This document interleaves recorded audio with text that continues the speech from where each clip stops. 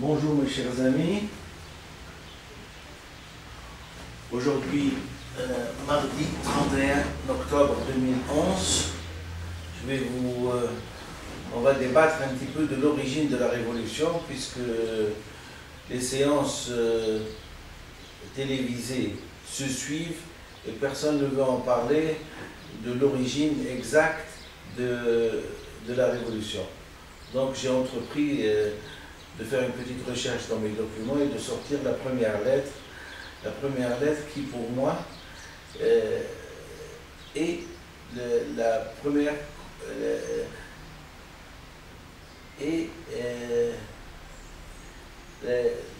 l'origine, le primo vence initial du changement révolutionnaire. C'était comme vous le savez, je n'ai rien déclenché du tout. C'est Mohamed Bouazizi qui a déclenché l'insurrection. Et j'avais dit que c'était moi, goutte à goutte, qui a entrepris de préparer, si vous voulez, l'insurrection. Non, pas l'insurrection, oui, l'insurrection, la révolte et tout, mais 4 ans avant, par mes écrits, tout simplement. Je ne suis pas allé, contrairement à ce que vous pourrez croire, ameuter la population de Sidi Bouzid, ni de gasoline, ni rien, non, pas du tout, mais simplement grâce à mon mental, grâce à un petit bureau que je vous ferai visiter, et grâce à mes correspondances, j'ai entrepris, et je vais vous lire la première lettre et vous allez être convaincus. Et comme nous sommes sur la chaîne de la vérité, donc les documents que je suis en train de lire et de vous transmettre, ce sont des documents officiels, puisqu'ils sont arrivés à destination, c'est-à-dire soit le siège de l'ONU, et sur le bureau du secrétaire général de l'ONU, M. Ben Ki-moon, soit Amnesty International, soit sur le bureau du chef de cabinet de M. Ben Ki-moon, M. Nambiar Viagé. Donc je vais vous lire exactement. C'est important de connaître parce que c'est probablement une déviation intellectuelle, mais comme je suis médecin, je ramène beaucoup la révolution à à une grossesse. Une grossesse, exactement. Et comme une grossesse chez les humains dure 9 mois, il était important pour moi de savoir une révolution, symboliquement, si elle se prépare, et que le 14 janvier 2011, elle est née, voyons la conception de la révolution. Et j'ai retiré, j'ai fait des recherches et j'ai sorti la première lettre, donc je vais vous la lire. Tunis, le 10 juin 2007. À M. Ben Ki-moon, secrétaire général de l'ONU, adresse électronique, etc. Alors, je m'adresse à M. Ben Ki-moon, donc, et je lui dis à M. Ben Ki-moon, secrétaire général de l'ONU, initiative strictement personnelle, non gouvernementale. Donc, mon initiative, le premier jour, n'était pas gouvernementale. Je ne fais pas partie du gouvernement de M. Zine Abidine Ben Ali, ni de sa cour, et encore moins de son entourage. Donc, voilà la lettre. Objet, proposition de rédaction d'un rapport à caractère civilisateur ayant pour objectif objectif du millénaire pour le développement. Oui, parce que c'est tellement grandiose, la découverte est tellement grandiose, elle est tellement inconnue dans les pays arabo-musulmans que je me suis dit, c'est vraiment l'objectif du millénaire. Vous me direz que, rétrospectivement parlant, je me suis aperçu que devant les grands mots objectifs du millénaire pour le développement de l'ONU se cachait en fait un sens creux. C'était des mots sans signification puisqu'ils n'ont même pas répondu à ma lettre. Hein? C'est de la fanfaronnade onusienne pour les pays en voie de développement. Objectif du millénaire pour le développement. Alors, présentation, je vais me présenter. J'étais en train de me présenter à M. Ban Ki-moon le 10 juin 2007, par lettre, bien sûr. Dr Belfissa Ahmed, né le 30 juillet 1950 à Tunis, précisément dans la ville arabe de Tunis, à l'intérieur des remparts du vieux Tunis, Oued Darbat, impasse Sidi Boras, père de 4 enfants, fils moi-même de médecin, diplômé de la faculté de médecine de Toulouse de l'année 1976, ayant obtenu mon diplôme de doctorat de médecine de l'État français avec mention très bien, admise à l'échange. Le thème de la thèse porte sur les mycoses cutanées dans un service de dermatologie, professeur Bazex.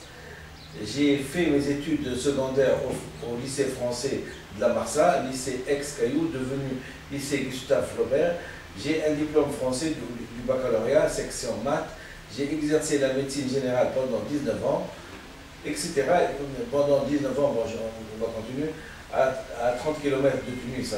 J'ai donc une grande expérience du milieu rural, de la campagne et de la société de ces villages. Il est parfois très important de parler le langage des gens pour pouvoir les aider, parce qu'ils exposent leurs souffrances qu'à des proches. C'est important que je retrace exactement la lettre pour lui démontrer que je ne suis pas un citadin, je connais les problèmes ruraux et que j'étais proche de mon peuple pendant une vingtaine d'années, et donc j'ai compris, puisque je parle leur langue et ma langue natale, donc je les ai compris plus que d'autres.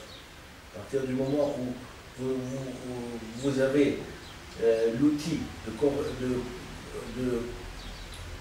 de communiquer avec la population dont vous faites partie, hein, vous êtes forcément à jour quant aux souffrances de cette population, quant à son vécu, hein, quant à ses aspirations, quant à ses comment dirais-je, ses déceptions. Hein. Voilà pourquoi j'ai retracé ça.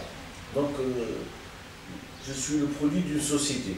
Je ne suis pas le produit d'un gouvernement, ni le produit d'une diplomatie, et encore moins d'une certaine noblesse passée ou qui a fini par arriver, ou nouvellement anoblie. J'ai pour passion la connaissance de l'être humain en tant que quantité parfaite. C'est une longue observation de l'être humain, c'est une grande connaissance de l'ivresse, c'est un esprit curieux qui m'a poussé tout au long de cette vie à de transcender pour la connaissance du savoir scientifique, donc rationnel et objectif, qui donc me pousse à prétendre mériter le poste que vous proposez pour la rédaction du rapport l'objectif du millénaire. Oui, parce que quand ils ont proposé un rapport pour l'objectif du millénaire, je me suis dit, étant, je me dirais peut-être naïf, je me suis dit pourquoi je ne prétendrai pas à écrire ce rapport, et ça sera un traité sur le langage. Description du cheminement intellectuel. Ayant embrassé le côté organique de l'homme par la connaissance parfaite de sa pathologie, par la pratique de la médecine générale, puis en self-made man, c'est-à-dire en prenant l'initiative personnelle, je me suis intéressé au côté psychiatrique de l'être humain, c'est-à-dire de l'homme et la maladie mentale. Il est toujours important de connaître l'homme sous ses aspects, et un des aspects les plus importants, c'est la déviation de son mental, c'est-à-dire sous son aspect anormal, donc psychiatrique. Ainsi, on peut étudier l'homme sous son côté normal et son côté déviant, bien que le problème de la normalité soulève le problème de quel type de normalité on parle. On cherche la statistique, la fonctionnelle ou l'idéal. Une référence importante pour cette normalité recherchée est le côté déviant, donc psychiatrique. Donc j'étais en train de me présenter à M. Ban Ki-moon pour lui dire que j'avais des compétences, non pas dans la courbette pré-gouvernementale et comment dirais-je,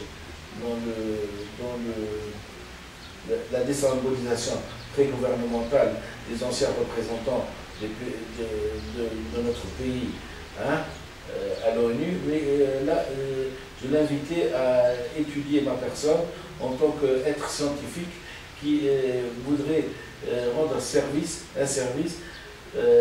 aux Tunisiens, aux Arabes et à la fin à l'humanité.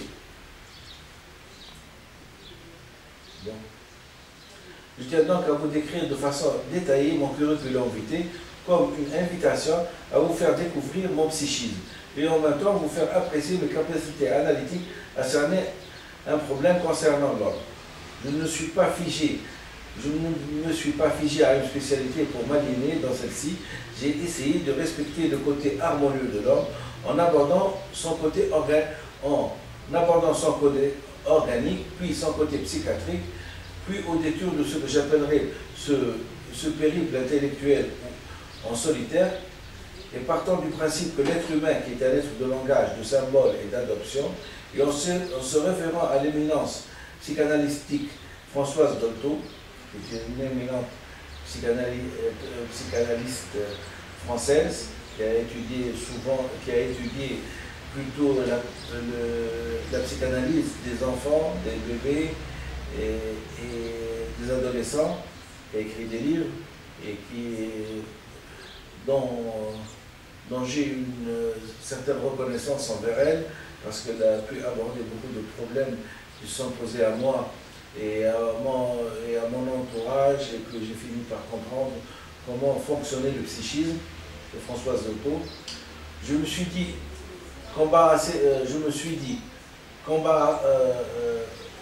qu'embarrasser l'homme en totalité, c'est fatalement lui connaître sa dimension inconsciente.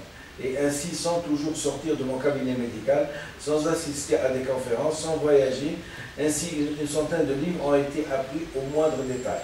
Ainsi, au jour d'aujourd'hui, je partage de façon identique avec M. Sigmund Freud toutes ces théories sur l'inconscient. Il était important de retracer le cheminement intellectuel et de lui dire et de lui faire apprécier le niveau. À partir du moment où on est un savant unique en son genre, comme Sigmund Freud, et vous lui dites je partage exactement ces idées, et vous le déclarez haut et fort, et vous l'écrivez, vous comprenez très bien que, à moins que nous tombons sur un usurier et un délinquant adepte du faux et de l'usage de faux, il n'y a pas de raison que quand un être humain parle à son semblable, il n'y a pas une confiance qui s'établit entre nous. Et donc M. Ben Ki-moon a été, si vous voulez, dans l'invitation de comprendre le problème et dans l'invitation d'apprécier la personne qui lui écrivait, et donc essayer de l'écouter, malheureusement. Malheureusement, parfois, quand il y a des insuffisances intellectuelles et qu'on est pris par le vent, on est pris par ce qu'on appelle la rapidité des événements quand on est secrétaire général de l'ONU et que les guerres se suivent, les famines aussi, les tremblements de terre, qu'on est obligé, et on n'a pas beaucoup de patience à lire entre les lignes, et encore moins sur les lignes, j'ai comme l'impression. Hein. Et donc, la civilisation arabo-musulmane semble être un épiphénomène devant, par exemple, le tremblement de terre qu'il y a eu en Martinique, où la misère s'est abattue subitement sur des familles démunies. Je comprends très bien que ça peut mobiliser l'esprit entier de quelqu'un, mais je ne crois pas que, vu les prérogatives et le rayonnement que peut avoir une personne, il faut qu'il sache partager son temps et donc comprendre tous les problèmes un par un. Malheureusement, cette lettre-là, où je propose la rédaction d'un traité